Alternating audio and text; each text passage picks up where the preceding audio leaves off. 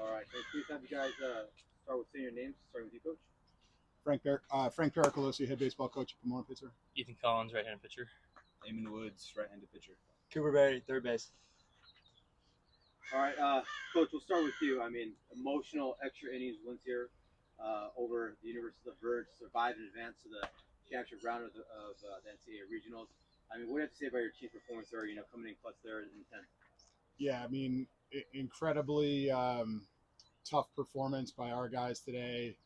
All the guys on the mound just pitched unbelievably. It's one of the best hitting teams in the country, and our guys just pitched unbelievable. Got a couple big hits when we needed them late. A 0-0 game. I don't think anybody had that on their bingo card today for this game, and our guys stepped up big late. Got a couple big hits, and these guys obviously just pitched out of their minds. So credit to these guys over here.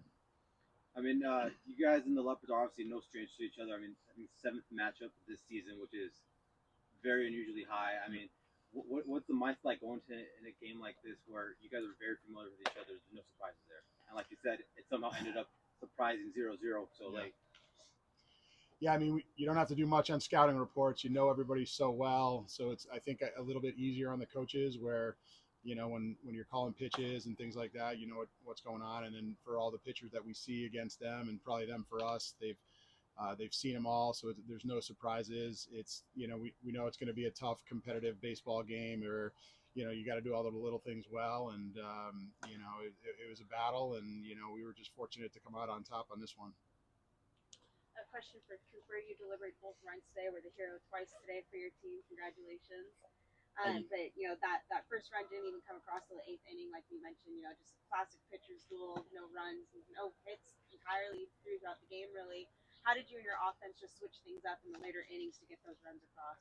We just kept believing. Like after I think it was 7 innings and we hadn't scored, we had a lot of chances with guys and opportunities, and we were just sticking to our same approach. And we knew eventually every time we play these guys, it's a battle, and you just got to keep with your approach and keep believing and not get too high, not get too low. So. Ethan, I got 2 questions for you. Obviously, a long day. How's your arm feel? And also, what does it feel like to be able to close out that ball game? Yeah, I mean, the arm feels like Jell-O, but it feels amazing to get a close like that. I always want to do everything I can for the team and put everything on the line, and especially being a senior, and any outing could be my last, and I'm just not ready to give the ball up yet. So. Yeah, it's gonna go down the line here. So Cooper, I'm gonna start with you. Up until that first RBI, you guys left 14 runners on base leading up to that point. So did you feel any extra pressure when you were up at the plate, knowing that in any of these RBI situations that maybe 1 or 2 runs was going to be the deciding factor in this game? Yeah, I mean, runners in scoring position, it's a little more pressure for sure, no doubt. But I think all of us in our lineup, all of our hitters, we want to be in that situation. And so it's a little more focused for sure, but just try to keep in the same approach. And yeah, it felt good to finally get on the scoreboard. Yeah. Eamon, going over to you, I think, following your career as a stage hand, that's probably the best performance we've ever seen out of you in the biggest stage probably in your career to this point. What was it like to go out there and just absolutely pitch a phenomenal baseball game, one of the best we've ever seen out of you, as a starter in a game where you guys are hurting for pitchings, and as an upperclassman, you go in and put out a performance like that. So just like, how are you feeling right now? I feel amazing. I just feel so blessed for this opportunity, and knowing every pitch that I throw could be my last really helps me be centered out there and focused, and I just really wanted to get it done for the boys. Just want to keep playing ball.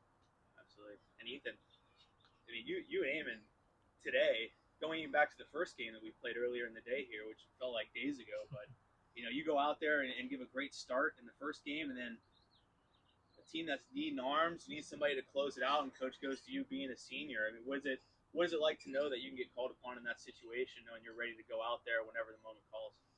Yeah, it feels great. I think this is just a hell of a season for everybody across the board. I mean, we have complete faith in all of our guys, and I think it really puts us in a great position to have people who have been dominant all year going tomorrow, especially needing to win 2 games, and it feels amazing to be able to get the ball in a situation like that and go out there and beat a team that we've played 7 times this year. So Absolutely. And Frank, I just want to. We've talked about the resiliency of this team time and time again in these big situations, but you had a familiar foe in Laverne, and like everyone had this game a 2-1. No hit game really going into the later stages of the game. So what's it like to be able to adjust when you go in thinking that this game's going to be a slugfest? Neither team really has much pitching left, and then you look up at the scoreboard. It's a one-run game the entire ball game, knowing that you have to adjust on the fly and able to get the win.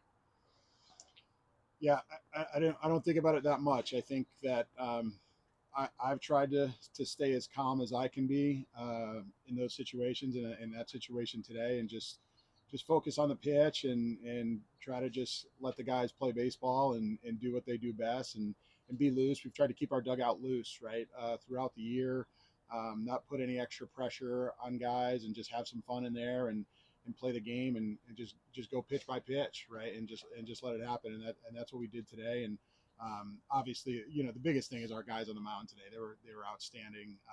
Like I said, it's a really good baseball team over there, and our guys did unbelievable on the mound and gave us a chance. And then got a couple big hits late to get us ahead and win the game. So yeah, just kind of did what we did, right? We just compete. Thank you. All right, Coach, and advancing to the championship round, what you guys have to do to lock in? It's been already a long 2 days for you guys. Yeah. Hopefully, 2 more games for you guys tomorrow.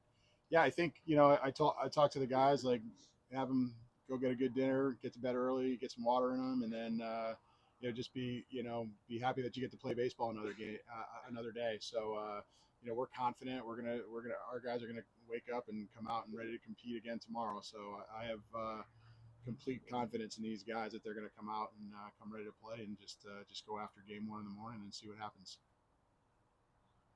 All right, Bowling Pitzer with a 2-1 10-inning win over the University of Verne. They'll advance tomorrow to play McMurray at 11 a.m. Congratulations, guys. Thank you. Thank you. Thank you.